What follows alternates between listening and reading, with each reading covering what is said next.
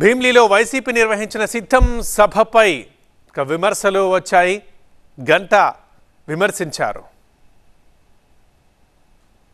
కేవలం 15% ఆయన హామీల్లో అమలైనాయి. అంటే 85% టోటల్ ఆయన హామీలు ఫెయిల్ అయినాయి.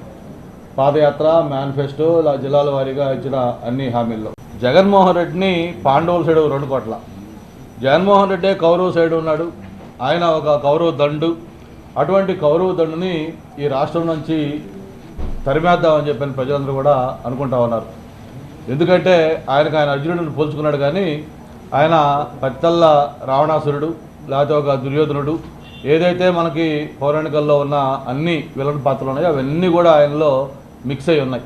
ఎవరైనా ఏదైనా ఉద్యమాలు లేకపోతే ఏదైనా పోరాటాలు చేయాలంటే వాళ్ళని ఏ విధంగా అణచివేస్తామన్నారు. నిన్న అంగన్వాడీల దగ్గర నుంచి అనేక ఇన్సిడెంట్స్ మనం చూసాం.